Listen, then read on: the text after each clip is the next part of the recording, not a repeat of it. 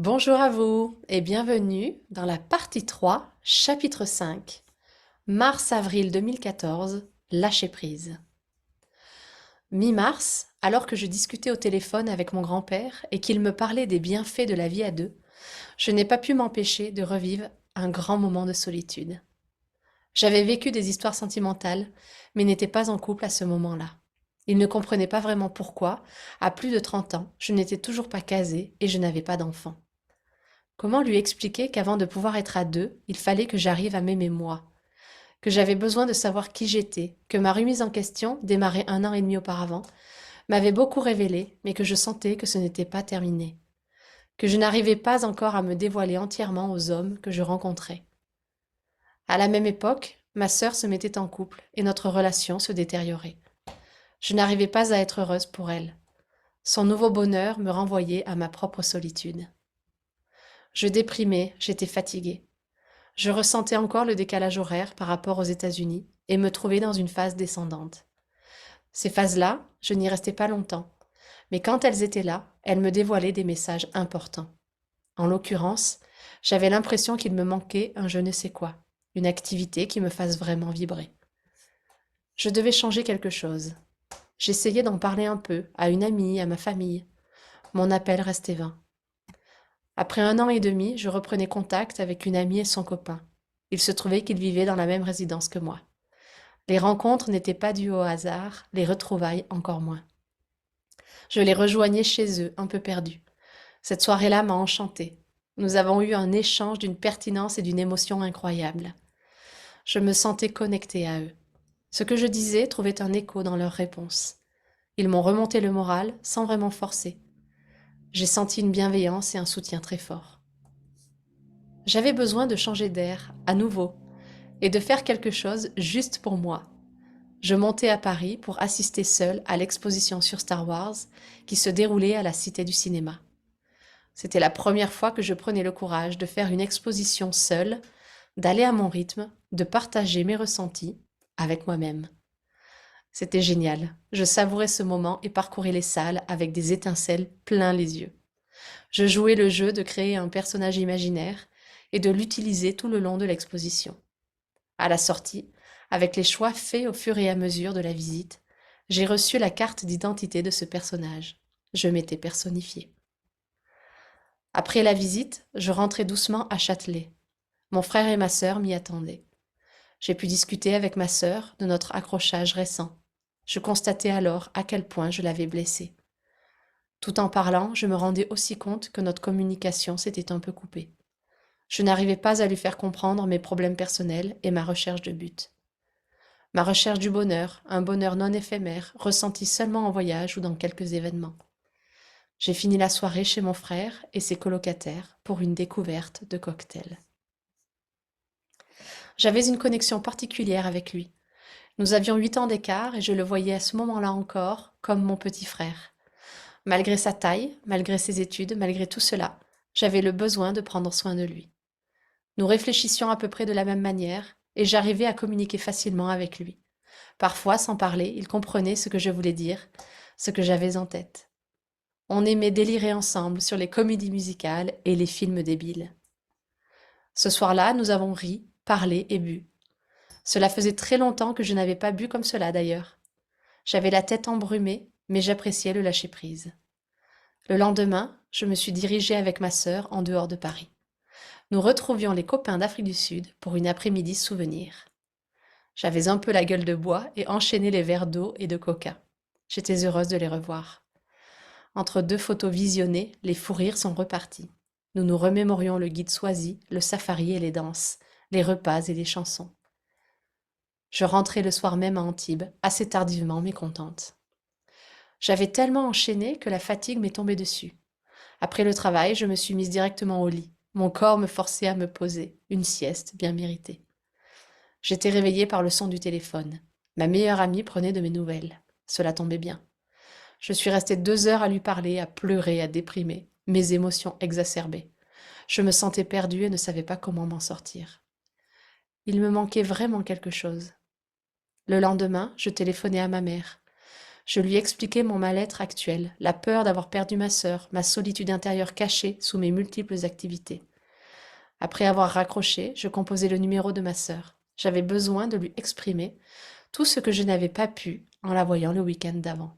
Je lui ouvrais mon cœur, lui dévoilais mes émotions, ma vulnérabilité. J'étais épuisée. Je parlais à quelques amis qui ne comprenaient pas non plus mon moment de déprime. Je l'avais tellement bien caché qu'il tombait des nues. J'annulais mon anniversaire. J'avais envie de me retrouver tranquille à la maison, de réfléchir. Je commençais ma recherche d'une association locale. J'avais envie de m'engager ici, sans être au bout du monde. J'avais envie de ressentir cette vibration que j'avais aperçue au Cambodge. Je voulais m'engager pour des enfants et envoyer quelques mails de renseignements à plusieurs antennes des Alpes-Maritimes. L'image de mon père et sa phrase "Es-tu heureuse?" s'est de nouveau matérialisée dans mon esprit. Comment avais-je pu l'oublier, cette direction à suivre? Comment, dans mon flot de la vie, j'avais pu me perdre autant? Comment pouvais-je avoir été si proche de ma sœur pour en être à présent si loin? Fallait-il que je souffre autant pour que je me réveille à nouveau? Et pour combien de temps? Allais-je me rendormir sur mes lauriers? J'apprenais doucement, mais je trébuchais encore régulièrement. J'aurais aimé qu'il soit là pour m'aider et me guider. Les jours défilaient, je ne laissais rien paraître au travail. Je continuais à donner le maximum. Je persistais à vouloir bien faire. La soirée de mon anniversaire est arrivée à grands pas et cette année, j'ai eu la surprise de voir ma deuxième meilleure amie descendre à la maison pour cette occasion. J'étais tellement heureuse de la voir, de discuter et rire avec elle. Elle m'a aidée à tout préparer, à cuisiner et décorer. Je voulais me faire plaisir en proposant des petites verrines. C'était la première soirée dans mon appartement, je voulais le fêter dignement. J'étais bien entourée. En faisant une petite balade en bord de mer le lendemain, nous nous sommes racontés nos dernières avancées. Je lui confiai mes difficultés. Mais je ne restais pas longtemps dans cet état d'esprit. J'étais du genre à repartir assez vite, à me remotiver. Je découvrais certaines associations, me rendant à leurs réunions de membres. Je ne savais pas encore où ni laquelle me conviendrait, mais je faisais confiance à mon instinct.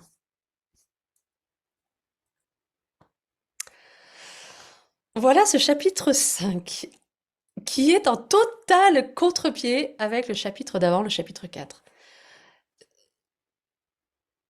C'est une manière de vous montrer, en étant dans l'authenticité pure et dans la transparence totale, du fait que le chemin, parfois, eh bien, on trébuche.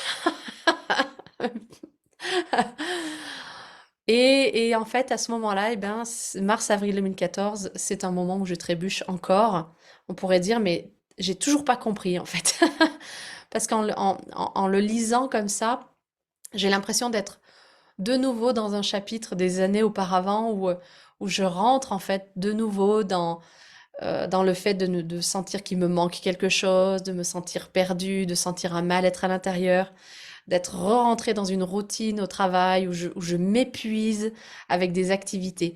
C'est moins fort, c'est ça qui est important, c'est que euh, tant qu'on n'a pas compris, la vie nous met des situations sur le chemin pour qu'on comprenne. Et au fur et à mesure, en fait, de la compréhension, parce que finalement, j'ai commencé à entamer un changement, eh bien, les événements, pour nous faire comprendre, sont en tout cas plus doux. Je le dis comme ça parce qu'il y a deux aspects. Le premier aspect, c'est tant qu'on ne comprend pas et qu'on ne fait aucun changement, les événements, pour nous faire comprendre, deviennent de plus en plus intenses. C'est-à-dire que, il y a une espèce d'intensification ou d'accélération de l'événement extérieur, de la situation extérieure qui va en fait, c'est pas l'événement ou la situation qui est plus intense, c'est la manière dont on réagit à l'événement ou à la situation extérieure qui devient de plus en plus intense pour nous faire comprendre, pour nous faire répondre, pour nous faire réagir. Et donc, il y a une espèce d'accumulation et d'intensification de la chose pour qu'on comprenne en fait. Et en même temps, ce que je viens de dire là par rapport au chapitre 5, c'est que quand on commence à initier des changements, c'est-à-dire qu'on commence à comprendre, On commence à initier les changements, à aller vers ce mieux-être, vers cet alignement intérieur, vers l'écoute de son soi intérieur. Eh bien, les moments où on va, comment dire, se désaxer, on va de nouveau générer des situations pour nous faire comprendre qu'on s'est désaxé. Et à ce moment-là, les situations et les événements sont un peu moins intenses. Donc, l'idée avec tout ça, c'est de se rendre compte des événements, des situations et de comment on se sent de manière complètement authentique et ouverte pour s'en rendre compte suffisamment tôt pour ne pas avoir à entrer dans des moments beaucoup plus intenses pour nous faire comprendre. Donc là, dans ce chapitre, eh bien, on va dire que le mal-être est de nouveau intense, est de nouveau fort. J'avais, avec ma sœur, dans le chapitre précédent, découvert un état d'être et un état de communication et de relation magnifique ça faisait longtemps qu'on n'avait pas eu. Et dans ce chapitre, c'est le total inverse. Et en fait, ce qui déclenche tout ça, c'est deux choses. C'est le fait, bon, qu'elles se mettent en couple, mais c'est pas tellement le fait qu'elles se mettent en couple, c'est le fait qu'elles se mettent en couple me fait le miroir du mal-être que j'ai à l'intérieur. Et il y a également la discussion avec mon grand-père et le côté un peu euh, sociétal de mais pourquoi t'es toujours pas marié, pourquoi t'as toujours pas d'enfant, t'as plus de 30 ans, etc. Ces deux événements, en soi, si à l'intérieur je me sentais bien, auraient eu aucun impact. C'est ça qui est important d'entendre. C'est ces deux événements, ces deux situations-là, extérieures, j'aurais pu les vivre en étant complètement sereine et c'était, voilà, c'était parfait. Là, je les vis très mal. Je les vis très mal parce qu'ils deviennent un miroir énorme, grossissant, on va dire, de ma solitude intérieure et du fait que j'ai une prise de conscience forte à ce moment-là qui est comment est-ce que je peux aimer quelqu'un et être dans une relation de couple à deux si je n'arrive pas à m'aimer moi-même, si je ne sais pas qui je suis et si en fait si je suis dans un chemin existentiel si fort. Je sens bien à ce moment-là que me mettre avec quelqu'un serait comme combler un vide, combler quelque chose, et ça ne répondrait pas réellement à mon cheminement intérieur, à ce chemin qui est, ok, j'ai besoin d'aller aimer en fait qui je suis, d'aller découvrir qui je suis vraiment. Et ce qui est intéressant, c'est que le chapitre d'avant, ma dernière phrase c'était je me sens entière, j'étais entière. Et là, bim, je me rends compte qu'en fait, ce n'était pas le cas. Donc j'ai eu un moment euh, d'intensité où j'ai eu senti ce sentiment de complétude. Et puis bah, le mois d'après, pouf, il y a des choses qui me font voir que je me suis désaxée, que je suis pas encore complètement alignée avec ça. Et ça ne veut pas dire que le sentiment de complétude et d'entièreté était faux. Ça veut juste dire qu'il est apparu. Heureusement que je m'en suis rendu compte parce que derrière, il y a tout le reste qui s'est remis en mouvement en mode ben non, t'as pas terminé le chemin. Il y a encore des choses à aller découvrir. Il y a encore des zones d'ombre aussi à aller accueillir, à aller voir. Et donc j'ai accueilli cette phase de bas, les hauts et les bas de la vie. Et cette phase de bas, je l'ai vraiment accueillie, je le dis dans le texte, comme un grand moment de message important. C'est-à-dire que ces moments-là, d'émotions plus difficiles, d'émotions, on pourrait dire plus basses, en termes vibratoires, c'est pas bon ou mauvais en soi, en fait. C'est un moment crucial pour apprendre des choses sur soi, pour aller déloger la part d'ombre qui est là, les parts qui ont besoin de se sentir aimées, et qui ne le sont pas, sinon on se sentirait pas aussi mal. Et donc, dans cette phase-là, de le reconnaître. Et là, pour la première fois, plus rapidement que sur les chapitres d'avant, j'en parle de nouveau à des personnes qui ne comprennent pas parce que pour eux, c'est déjà, j'ai de nouveau caché d'une certaine manière ce que je vivais à l'intérieur. Et en même temps, j'avais quand même cette impression d'aller bien, Mais non, il y avait quand même quelque chose qui avait besoin de ressurgir et d'être transcendé à ce moment-là. Un point important, c'est que parfois, dans le chemin de soi, de développement, d'élévation, on peut avoir l'impression de recommencer, que de nouveau on retombe dans les mêmes travers, que ce qu'on pensait avoir libéré, guéri, pouf, nous revient dedans. En fait, voyez-le, ce chemin, comme une spirale montante. C'est-à-dire qu'il y a par moment, on peut repasser à ce qui nous semble être le même point, sauf qu'on n'est pas sur le même point d'un point de vue 3D. On est en hauteur, c'est-à-dire qu'on a monté et que le point qu'on devait guérir, libérer, euh, sur lequel on devait apprendre sur nous, et ben cette fois-ci, on va un peu plus en profondeur. Donc, on a peut-être l'impression, si on est en deux dimensions, on a tourné en rond et qu'on est revenu au point de départ, alors qu'en fait, si on prend de la perspective, on n'a pas du tout tourné en rond, au contraire, on s'est élevé et on est allé un peu plus loin en profondeur sur ce qui avait besoin maintenant d'être transmuté, d'être alchimisé, d'être vu. Et c'est intéressant parce que c'est vraiment cette couche de l'oignon où on commence à enlever la couche de l'oignon pour revenir en soi, à l'amour de soi. Et afin de pouvoir atteindre le cœur, eh ben, je commence par la première couche. Et puis après, j'ai la deuxième couche, j'ai la troisième couche. Et dans ces couches-là, rappelez-vous pourquoi vous le faites. Vous le faites pour être en joie avec vous.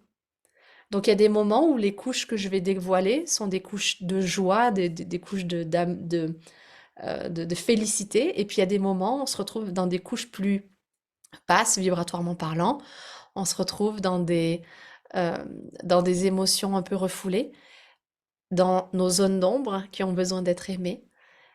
Mais ce n'est pas pour se complaire dedans, c'est pour guérir ça et avancer encore un peu plus vers soi, vers qui on est vraiment.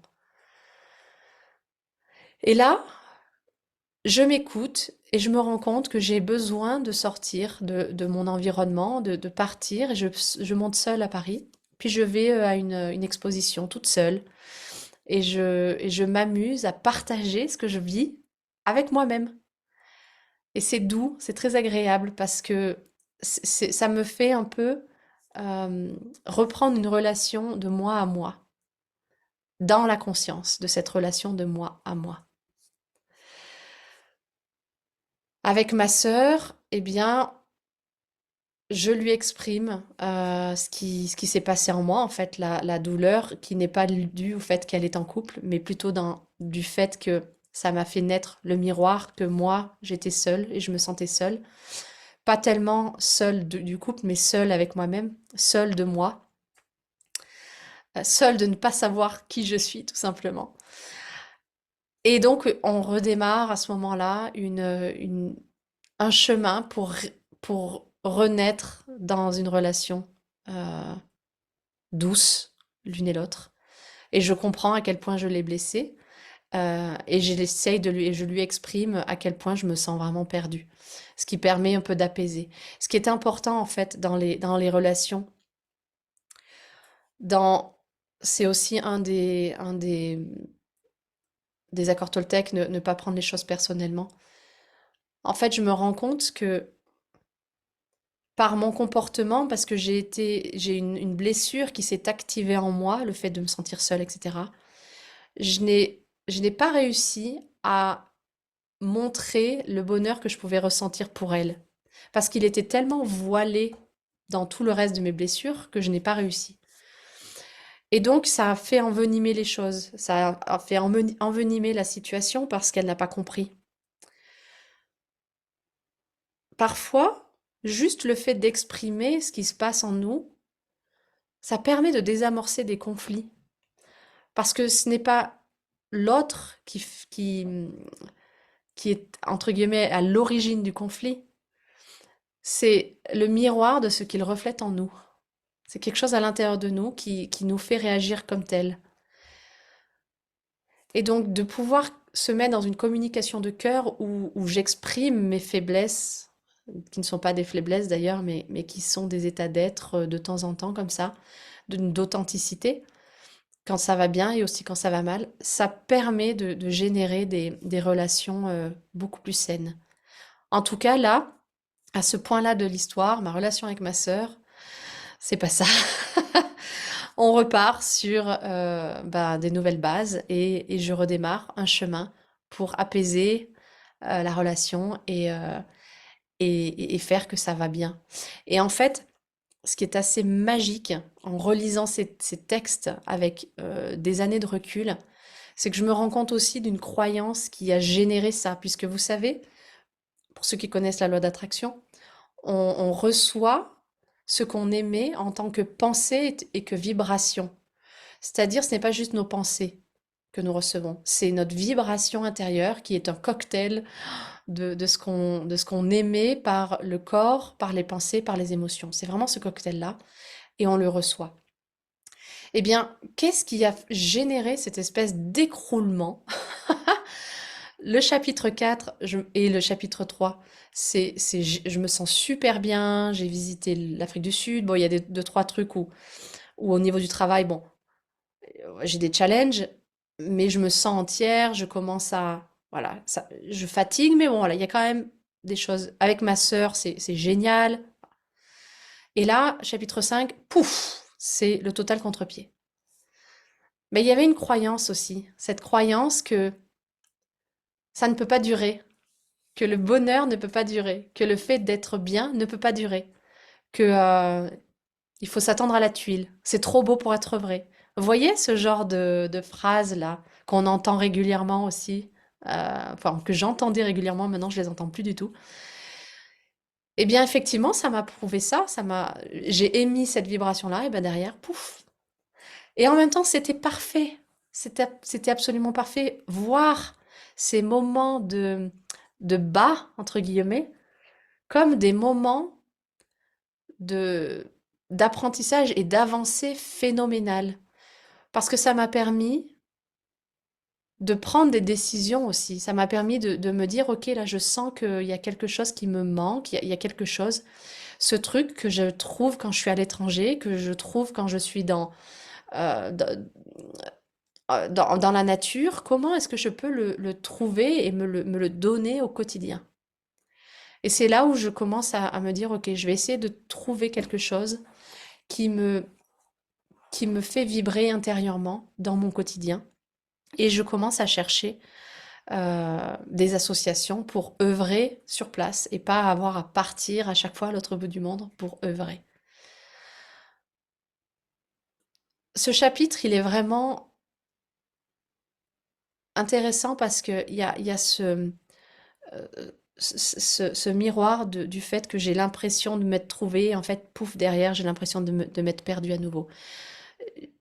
C'est cette espèce de mouvement, euh, un peu de la vie aussi, et d'apprendre avec indulgence à naviguer sur ces phases-là, à naviguer sur des moments qui sont plus délicats et à garder toujours cette vision et cette foi, maintenant je peux le dire, que derrière, enfin, tout va vers le mieux, d'être dans cette intériorité d'écouter les signes, là, ok, ça va pas, il y a quelque chose qui peut pas durer, il y a quelque chose qui me manque, eh ben allez, ok, je me mets à l'écoute et, et je sens et j'essaie de voir.